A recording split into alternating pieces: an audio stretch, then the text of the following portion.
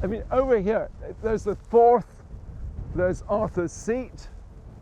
You come further up, you have Craigmillar Castle, you have the Blackford Hills, the Braid Hills, you have the Pentlands.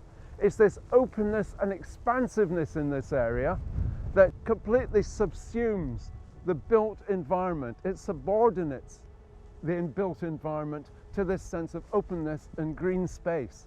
And this is what the park is about. This is what the green spaces are about. This is what the council is protecting, defending and enhancing, giving people a sense of ability to expand, to decompress, to seek relief from all the stresses of the urban life. And you also have the Edinburgh Royal Infirmary. The medical benefits of open space and engaging with nature are quite profound, and we want to develop links with the infirmary so that they can bring patients out here. There's access, there are places to go, there are places to enjoy nature. This is what Edinburgh should be looking after, is looking after. This is a jewel in the crown of Edinburgh's green spaces. Well, the project, it's becoming a vital part, I think, of my life, where I know I can come to a place that is not constrained, if I can put it that way.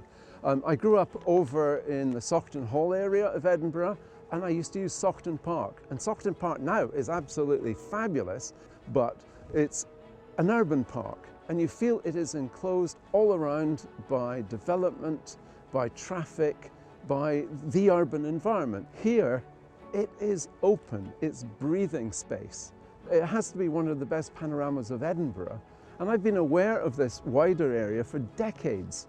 And I've seen the state that it used to be in 30 years ago, but the change that has taken place over the last 10 years, particularly over the last 5 years, has been incredibly encouraging and positive. From Craigmillar right across here to Dandor Hall, and Little France Park is part of that.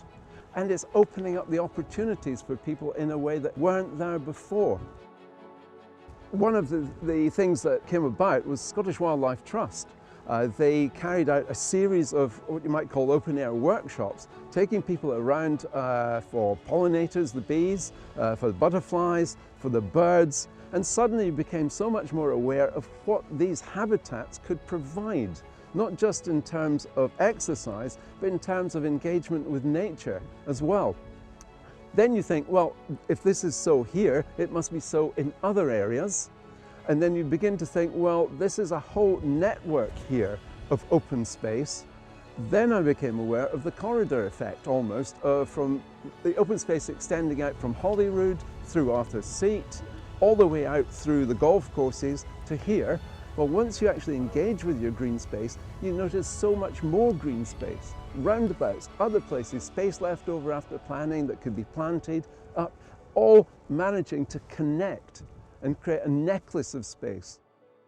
It has given me a sense of belief in Edinburgh Council that they can combine with others, with other groups and organisations like the Edinburgh and Lothian Green Space Trust, that rather than have individual groups doing something, groups can combine and create something that's much greater than the cliche, the sum of the parts.